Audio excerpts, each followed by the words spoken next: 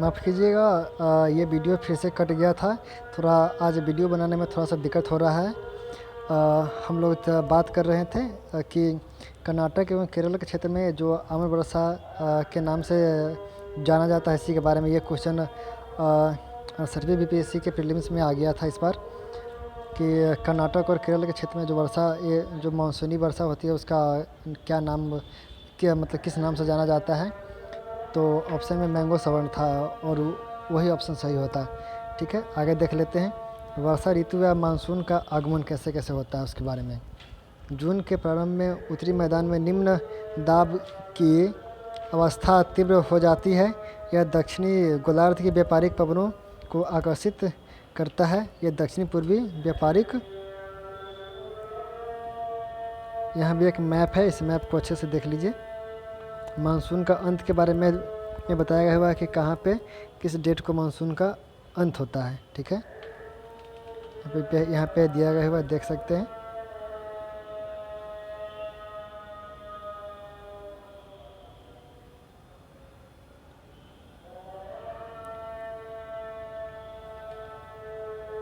ठीक है, चलिए आगे देखते हैं।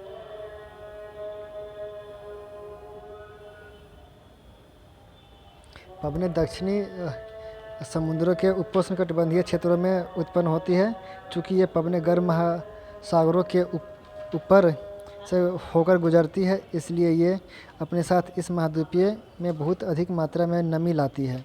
ये पवनें तीव्र होती है तथा 30 किलोमीटर प्रति घंटे की औसत वेग से चलती है। सुदूर उत्तर पूर्वी भाग को छोड़कर ये मानसूनी पवनें देश के शेष भाग में लगभग 1 महीने में पहुंच जाती है। दक्षिणी पश्चिम मानसून का भारत में अंतर्प्रवाह यहाँ के मौसम को पूरी तरह परिवर्तित कर देता है। मौसम के प्रारंभ में पश्चिमी घाट के पवनमुखी भागों में भारी वर्षा लगभग 250 सेंटीमीटर से अधिक होती है। दक्कन का पठार एवं मध्य प्रदेश के कुछ भाग में भी वर्षा होती है। यद्यपि ये क्षेत्र वृष्टि छाया क्षेत्र में आती है। वृष्टि छाया क्षेत्र वहाँ के जो समानांतर पहाड़ी इलाका है, उसके कारण वहाँ पे वर्षा नहीं होती है, इसलिए उसको वृष्टि छाया क्षेत्र के रूप में जाना जाता है। इस मौसम की अधिकतर वर्षा देश के उत्तर पूर्वी भागों में होती है। खासी पहाड़ी के दक्षिण श्रृंखलाओं में स्थित मानिसराम विश्व में सबसे अधिक औसत वर्षा प्राप्त होता है, जो कि मेघालय के मानिसराम का स्थान है। गंगा की घाटी में पूर्व से पश्चिम की ओर वर्षा की मात्रा घटती है। ठीक है, राजस्थान एवं गुजरात के कुछ भागों में बहुत कम वर्षा होती है। आगे देखते हैं। मानसून से संबंधित एक अन्य परिघटना है वर्षा में विराम। इस प्रकार इसमें आर्द्र एवं शुष्क दोनों तरह के अंतराल होते हैं। दूसरे शब्दों में मानसूनी वर्षा एक समय में कुछ दिनों तक ही होती है। इनमें वर्षा रहित अंतराल भी होते हैं। मानसून में आने वाली ये विराम मानसूनी गर्त की गति से संबंधित होते हैं। विभिन्न कारणों से गर्त एवं इसका अक्ष उत्तर या दक्षिण की ओर खिसकता रहता है, जिसके कारण वर्षा का स्थानिक वितरण सुनिश्चित होता है। जब मानसून के गर्त का अक्ष मैदान के ऊपर होता है, तब इन भागों में वर्षा अच्छी होती है। दूसरी ओर जब अक्ष हिमालय के समीप चला जाता है, तब मैदानों में लंबे समय तक शुष्क अवस्था रहती है तथा हिमालय की नदियों के पर्वतीय जल ग्रहण क्षेत्रों में विस्तृत वर्षा होती है। इस भारी वर्षा के कारण मैदानी क्षेत्रों में विनाशकारी बाढ़ें आती है एवं जान एवं माल की भारी क्षति होती है। ठीक है, आगे देखते हैं। उष्णकटिबंधीय निम्न दाब की तीव्रता एवं आवृत्ति की मानसूनी वर्षा की मात्रा एवं समय को निर्धारित करती है। यह निम्न दाब का क्षेत्र बंगाल की खाड़ी के ऊपर बनता है। आगे देखते हैं। तथा मुख्य स्थलीय भाग को पार कर जाता है। यह गर्त निम्न दाब के मानसून गर्त के अक्ष के अनुसार होता है। मानसून की इसकी अनिश्चितता के लिए जाना जाता है। शुष्क एवं आर्द्र स्थितियों की तीव्रता, आवृत्ति एवं समय काल में भिन्नता होती है। इसके कारण यदि एक भाग में बाढ़ आती है तो दूसरी भाग में सूखा पड़ता है। इसका आगमन एवं वापसी प्रायः अव्यवस्थित होता है, इसलिए यह कभी कभी देश के किसानों की कृषि कार्यों को अब अव्यवस्थित कर देता है। अब आगे देखते हैं मानसून की वापसी कैसे होती है।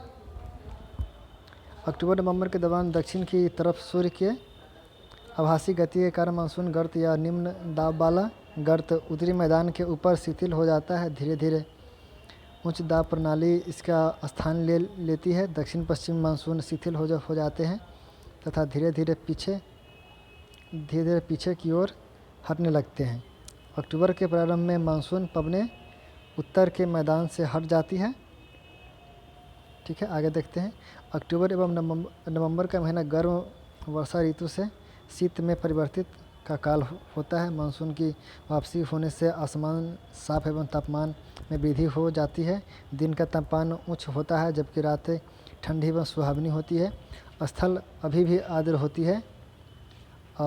उच्च तापमान व आर्द्रता वाली अवस्था के कारण दिन का मौसम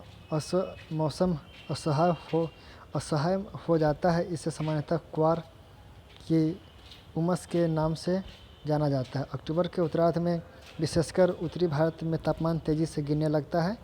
ठीक है, यहाँ मानसराम के बारे में बताया हो कि मानसराम विश्व में सबसे अधिक वर्षा वाला क्षेत्र है तथा स्टैलेग्माइट एवं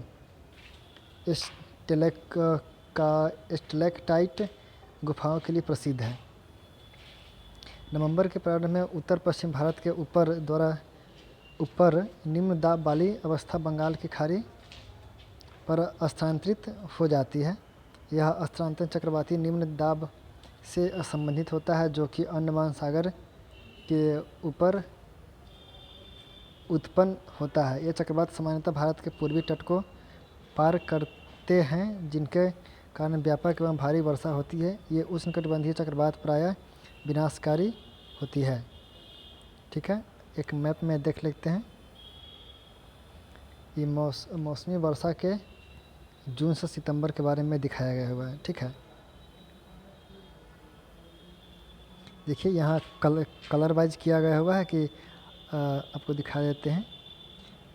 ये जो कलर से ये कलर है ये 400 डिग्री के बारे में दिखाया गया हुआ कि इसकी सबसे ज़्यादा बारिश कहाँ होती है। तो यहाँ देख सकते हैं ये क्षेत्र हो गया, ये हो गया लक्षद्वीप का क्षेत्र हो गया। यहाँ पे सबसे ज़्यादा वर्षा होती है। ठीक है, इसी के बारे में दिखाया गया हुआ है। और यहाँ अंडमान का क्षेत्र हो गया नीचे, वहाँ पर भी सबसे अधिक वर्षा होती है। ठीक है, तो आप लोग इसको आसानी से देख सकते हैं। थोड़ा मैं धीरे कर देता हूँ ताकि वीडियो रोक करके आप लोग भी देख सकते हैं।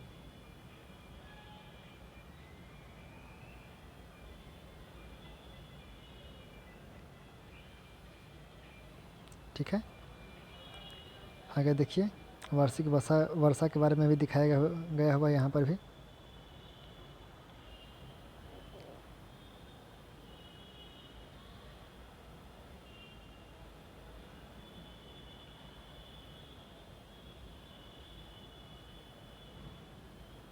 चलिए आगे देखते हैं। गोदावरी, कृष्णा एवं कावेरी नदियों के सघन आबादी वाले डेल्टा प्रदेशों में अक्सर चक्रवात आते हैं जिसके कारण बड़े पैमानों पर जान एवं माल की क्षति होती है।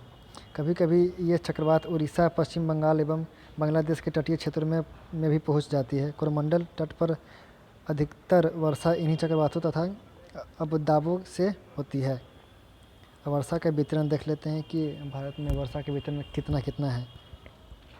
पश्चिमी तट के भागों एवं उत्तर पूर्वी भाग में लगभग 400 सेंटीमीटर वार्षिक वर्षा होती है, किंतु पश्चिमी राजस्थान एवं इससे सटे पंजाब, हरियाणा एवं गुजरात के भागों में 60 सेंटीमीटर से कम वर्षा होती है। दक्षिण पठार के आंतरिक भागों एवं सह्याद्री के पूर्व में भी वर्षा की मात्रा समान रूप से कम होता है। इस क्षेत्रों में वर्षा की मात्रा कम क्यों होता है? जम्मू कश्मीर के लेह में भी वर्षण की मात्रा काफ़ी कम होती है। देश के शेष हिस्से में वर्षा की मात्रा मध्यम रहती है। हिमपात हिमालय क्षेत्रों तक ही सीमित होता है। ठीक है, आगे देखते हैं। मानसून की प्रकृति के परिणाम स्वरूप एक वर्ष से दूसरे वर्ष होने वाली वार्षिक वर्षा की मात्रा में विभिन्नता होती है। वर्षा की विषमता निम्न वर्षा वाले क्षेत्र जैसे राजस्थान, गुजरात के कुछ भाग तथा पश्चिमी घाटों के वृष्टि छाया प्रदेशों में अधिकतर पाई जाती है। अंततः अधिक वर्षा वाले क्षेत्रों में बाढ़ें अधिक आती है, जबकि निम्न वर्षा वाले क्षेत्रों में सूखे की आशंका बनी रहती है। ठीक है, आगे देख लेते हैं। मानसून एकता का परिचायक। ठीक है, आप पहले ही पढ़ चुके हैं कि हिमालय अत्यंत ठंडी पवनों से भारतीय उपमहाद्वीप की रक्षा करता है। इसके कारण अपेक्षाकृत उच्च अक्षांशों के बावजूद उत्तरी भारत में निरंतर ऊंचा तापमान बना रहता है। इसी प्रकार प्रायद्वीपीय पठार में तीनों ओर से समुद्र के प्रभाव के कारण न तो अधिक गर्मी पड़ती है और न अधिक सर्दी। इस समकारी प्रभाव के कारण तापमान की दिशाओं में बहुत कम अंतर पाए जाते हैं, परंतु फिर भी भारतीय प्रायद्वीपीय पर मानसून की एकता का प्रभाव बहुत ही स्पष्ट है। पवन की दिशाओं का ऋतुओं के अनुसार परिवर्तन तथा उनके संबंधित ऋतुओं की दशाएं ऋतु चक्र को एक लय प्रदान करती है। वर्षा की अनिश्चितताएं तथा उसका असमान वितरण मानसून का एक विशिष्ट लक्षण है।